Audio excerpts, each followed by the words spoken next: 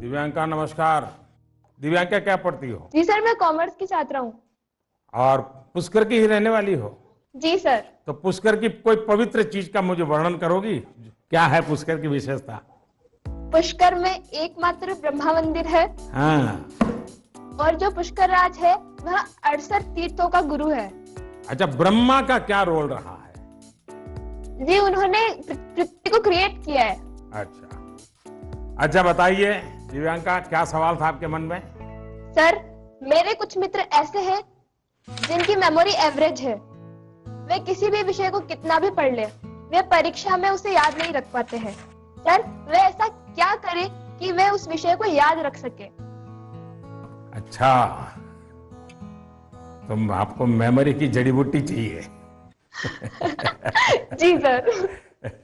देखिए दिव्यांका, आप सबसे पहले अपनी डिक्शनरी से इस शब्द को डिलीट कर दीजिए। आप सोचिए ही नहीं कि आपके पास याद करने की शक्ति नहीं है। अगर आप खुद से जुड़ी कुछ घटनाओं को देखें तो आपको पता चलेगा कि वास्तव में आपको बहुत सारी चीजें याद रहती हैं।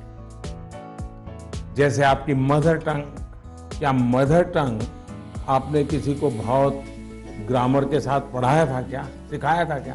नहीं सर। आपको याद होगा? नहीं नहीं। क्या स्कूल में आपने सीखी या किताब में कहीं भी नहीं? हाँ, ये सब सुन करके सीख ली। तो यही वो चीजें हैं, जरा सोचिए कि आपको जो पसंद है, क्या इन चीजों को याद रखने के लिए आपने कभी कोशिश की थी? वो बातें जिनसे आप पूरी तरह जुड़ गए हैं, मग्न हो गए हैं, वो बातें जो आपका हिस्सा बन गई हैं, आपके विचार प्रवाह का हिस्सा बन गई हैं, उन्हें आप कभी नहीं भूलते हैं। दूसरे शब्दों में कहूं तो ये मेमोराइज नहीं है, एक्चुअली ये इंटरनलाइज है। और इंटरनलाइज करना, यही इसका एक अच्छा रास्ता है। और इसलिए आपको याद करने पर जोर देने के बजाय आपको उसे जीने की कोशिश करनी चाहिए। सहजता, सरलता, समग्रता के साथ। आपके पास भी वही सारी शक्तियां हैं जो किसी बहुत टैलेंटेड व्यक्ति के पास होती है। सोचिए, अपने भाई या बहन के साथ अगर आपका झगड़ा हुआ हो तो वो आपको एकदम याद रहता है, आप उसे भूलते नहीं है। यहां तक कि आपको यह भी याद रहता होगा कि उस समय आपने, आपके भाई बहन ने कौन से कपड़े पहने थे, आप खड़े खड़े लड़ रहे थे कि दौड़ते हुए लड़ रहे थे, सब याद होगा। एक एक वाक्य याद होगा। जी सर। यानी इसका एक मतलब यह है कि आप उसमें फुली इन्वॉल्व थे, आप उस क्षण को पूरी तरह जी रहे थे। साफ है कि चीजें याद रहे, प्रॉपरली रिकॉल कर सके, उसके लिए आप जिस क्षण में हैं उस क्षण में ही रहना और उसमें पूरी तरह से इन्वॉल्व रहना बहुत जरूरी है। यानी हम पढ़ाई कर रहे हैं, किताब हाथ में है और मन है खेल के मैदान में, सहेलियों के साथ, दोस्तों के साथ, फिर तो मामला गड़बड़ हो जाता है। आगे जाकर आप में से कोई विद्यार्थी अगर साइकोलॉजी पढ़ेगा तो उसमें मेमोरी बाय एसोसिएशन का कंसेप्ट विस्तार से समझाया जाएगा। आप याद कीजिए कि स्कूलों में सुबह असेंबली में राष्ट्रगान होता है। अब जन गण मन हर कोई गाता है, लेकिन क्या कभी आपने जनगण मन गाते समय आपने उस राष्ट्रगान के साथ देश में ट्रैवल किया क्या? आप उसके साथ जो शब्द आते हैं उन शब्दों के साथ अपने आप को विजुअलाइज कर पाए कि नहीं कर पाए। पंजाब को, गुजरात को, महाराष्ट्र को, बंगाल को मन ही मन राष्ट्रगान गाते समय ट्रैवल किया क्या?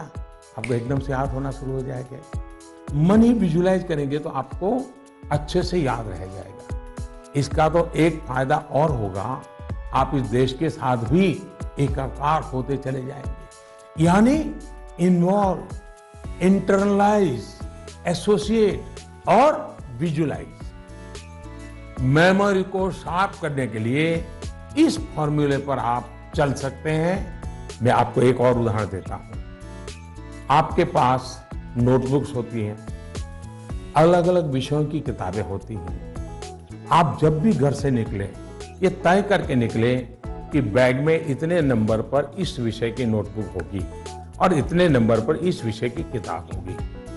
चौथे नंबर पे हो सकती है, तीसरी पर हो जाए।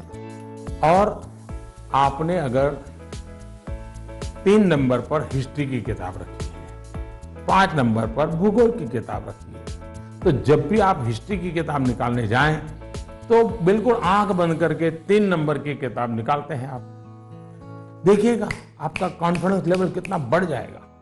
चलिए, मुझे अच्छा लगा, आपसे बात करने का मौका मिला और मैं राजस्थान के लोगों को भी और पुष्कर की पवित्र धरती को भी आज यहां से नमन करता हूं। बहुत बहुत धन्यवाद।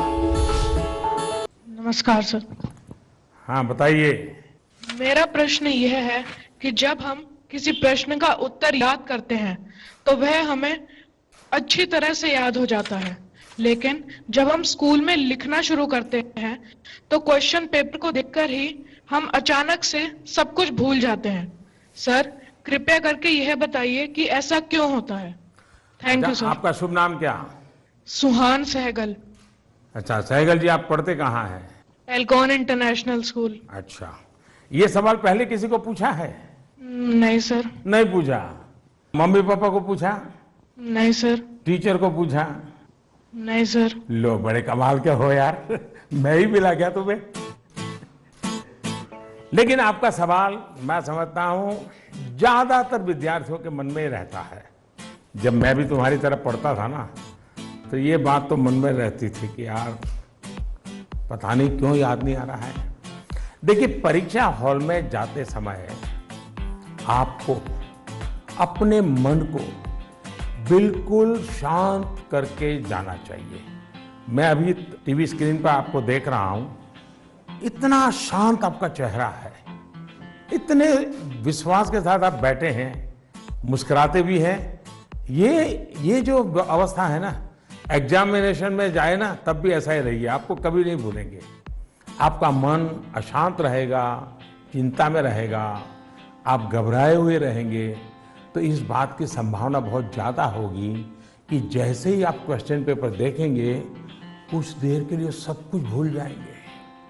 इसका सबसे अच्छा उपाय यही है कि आपको अपनी सारी टेंशन परीक्षा हॉल के बाहर छोड़कर जाना चाहिए और आपको ये भी सोचना चाहिए कि जितनी तैयारी आपको करनी थी आपने कर ली है। अब आपका फोकस प्रश्नों के अच्छे से उत्तर देने में होना चाहिए। आप इस बात से भी नहीं घबराइए कि कुछ नया आ गया तो क्या होगा, कुछ ऐसा आ गया जो आपने पढ़ा ही नहीं है तो क्या होगा। और मैं सभी को कहूंगा, परीक्षा के तनाव को कम करने के लिए बिना टेंशन लिए परीक्षा देने के लिए बहुत सारी एक्टिविटीज, बहुत सारे उपाय आपको एग्जाम वॉरियर बुक में दिए गए हैं। और अभी भी एग्जाम वॉरियर बुक को एक मैंने नया एडिशन, इसमें मुझे कोरोना में थोड़ा समय मिल गया तो मैंने इसको थोड़ा इम्प्रूवमेंट भी किया है, कुछ एडिशन भी किया है। इस बार इसमें बच्चों के लिए ही मंत्र नहीं है, बल्कि मैंने पेरेंट्स के लिए भी काफी कुछ लिखा है। कई सारी एक्टिविटीज नमो ऐप पर भी दी हुई है।